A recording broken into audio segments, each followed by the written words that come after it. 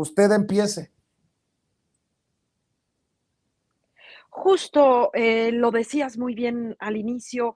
Creo que hablar del el reciente proceso que acaba de vivir el partido Morena, este proceso abierto, inédito, también habría que señalarlo así, nos abre hacia una reflexión precisamente hacia el 2024, con lo que eso conlleva, por supuesto, pasar por el 2023, como bien dices. Pero me parece que amerita llevarlo hacia allá y no hacia esta narrativa que nos plantea la oposición, donde dice, bueno, es horrible lo que le está pasando a Morena, ¿no? O sea, se le infiltraron los prianistas, esta narrativa donde le quita la esperanza a la gente de que hay un partido diferente. Insisto, el proceso que acaba de vivir Morena, ya quisiéramos ver que un partido que está a punto de ganar las elecciones en el 2023 y en el 2024, abriera de esta manera tan contundente este proceso interno y para quienes ponen en duda también lo que es la vida interna de este partido movimiento, este que está transformando este país, pues lo ponen como en duda y lo critican y yo me pongo a pensar, bueno, ¿y los otros partidos tienen vida interna? Ya ni siquiera tienen vida, ¿no? O sea, se están muriendo, pues, ¿no? Y creo que un poco esta narrativa que se ha vivido en las redes sociales o estos señalamientos de la oposición tienen que ver un poco con esto, ¿no? Con esta muerte que está ocurriendo de estos otros espacios políticos, ya no son un espacio donde la gente quiera participar, ¿no? Es el Partido Morena, el que se está volviendo el único espacio, el verdadero espacio de transformar este país de manera pacífica y también por la vía electoral, ¿no? A mí me da mucha risa, ya literal, risa loca, Yasmín, querido Rafael Barajas, querido Fisgón, que desde la oposición critiquen un esfuerzo, un ejercicio tan relevante, con tanta participación, cuando, por ejemplo, en el PRI, Osorio Chong dice que Alito Moreno ya repartió cargos, senadurías, diputaciones para el 2024. ¿Con qué cara? ¿Con qué cara critican lo que se hizo en Morena? Pero bueno, te escucho, querido Fisgón. Sí, mira, sin lugar a dudas, las cosas que están mal hechas son criticables y hay que criticarlas. Sin lugar a dudas, si hubo pleitos, si hubo, digamos, cosas indebidas, esto se tiene que criticar. Otra cosa es que el PRI o el PAN tengan alguna autoridad moral para hablar del tema. Eso es otra cosa. Ahora, lo que sí quiero yo señalar es que, al final de cuentas, hay un tema que es muy delicado en relación a lo que es la democracia. La democracia en México tiene un problema muy serio y es que pues tenemos una cultura de fraudes electorales absolutamente perpetua, es decir, a todo lo largo de nuestra vida hemos sufrido fraudes electorales. Sin lugar a dudas, es el tema además se plantea de manera clara a partir del surgimiento de la corriente democrática del PRI, cuando en el PRI Porfirio Muñoz Ledo, Cuauhtémoc Cárdenas, Ifigenia Martínez dicen, oye, aquí hay un problema, que hay una deuda del partido con el pueblo de México, que es la deuda de la democracia. El discurso era muy interesante porque lo que estaban planteando es, efectivamente, la Revolución Mexicana surge entre otras cosas, luchando por un programa social y de alguna manera el primer PRI buscó efectivamente consolidar ese programa social y eso fue, sin lugar a dudas, la gran fortaleza del Partido Revolucionario Institucional. Sin embargo, su enorme debilidad fue, sin lugar a dudas, la falta de democracia que después derivó en un autoritarismo brutal en los tiempos del macartismo. Se nos olvida, pero en tiempos de Ruiz Cortines, de Adolfo López Mateos, de Díaz Ordaz, de Luis Echeverría, hubo una lógica autoritaria brutal y hubo una falta de democracia increíble. Y esto, por supuesto, se agravó en los tiempos de la Guerra Sucia. Es decir, cuando López Portillo, Echeverría, López Portillo reprimen a los movimientos guerrilleros y a los movimientos de izquierda radical, reprimen, entre otras cosas, al movimiento sindical. Ahora, la lucha por la democracia en el país ha sido larga, ha sido muy cansada, pero está dando frutos. Es decir, la verdad es que el hecho de que este fin de semana pasado se haya dado esta movilización ciudadana de gentes que decidieron afiliarse a un partido y que decidieron impulsar digamos, un proyecto especial, apoyar el proyecto de nación de Andrés Manuel López Obrador, pues es muy significativo. Y yo sí creo que aquí está ocurriendo un fenómeno que no hemos analizado a fondo. Al final de cuentas, todos los grandes partidos de izquierda del planeta en el siglo XX siguieron las lógicas leninistas del partido de vanguardia con cuadros dirigentes, etcétera, y era el partido que guiaba al pueblo, etcétera. Pero fíjate, esa lógica es una lógica que funciona o que tenía como finalidad la toma del poder. Cuando se da la toma del poder en la Unión Soviética en la década del 1910, a finales de la década de 1910, se da un gran debate alrededor del partido. Y Rosa Luxemburgo critica, entre otras cosas, al partido leninista. Dice, es que ese partido va a acabar sustituyendo al pueblo, tal. Aquí lo que estamos viendo es un fenómeno muy distinto. Ya no es la búsqueda de un partido de vanguardia, y es la búsqueda de un partido de masas, del partido del pueblo.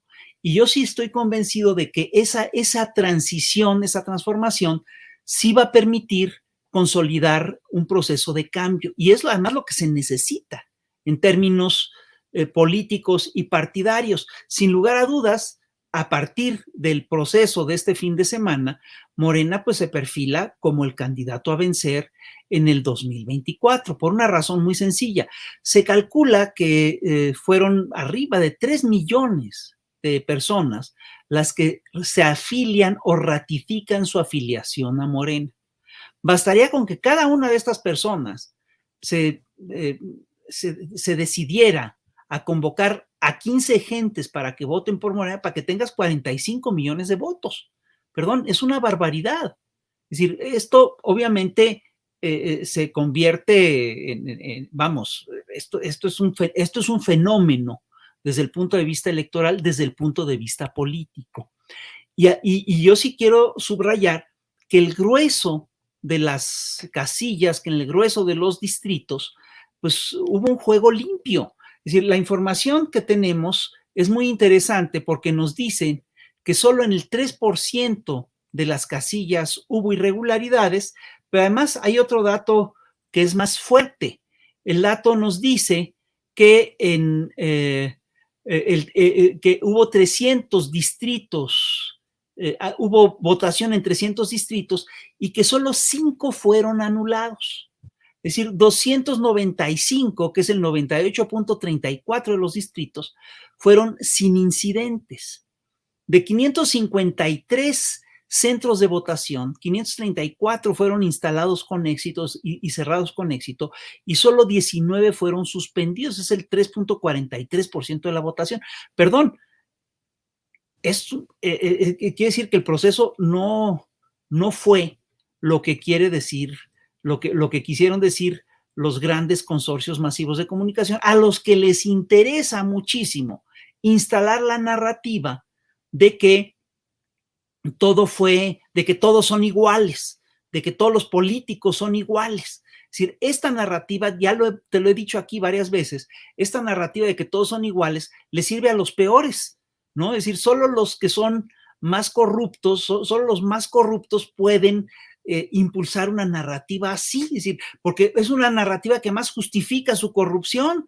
Pues sí, mira, ahí está la prueba de que todos somos corruptos. Entonces, si todos somos corruptos, pues vota por mí, que yo por lo menos soy cínico y te lo digo con toda apertura. Yo soy Alito Moreno y yo ya decidí cuáles son las candidaturas. Eso es lo que esa es la lógica que está detrás de eso. Y lo que es muy interesante es que la gente, pues ya no se traga esos sapos y la gente entra a otras dinámicas y pues obviamente sí creo yo que el país está cambiando con muchas dificultades. Por supuesto que venimos arrastrando lógicas corporativas, venimos arrastrando procesos incorrectos, etcétera, pero sin lugar a dudas sí se está transformando a la nación. Y mira, yo te quiero contar una historia personal.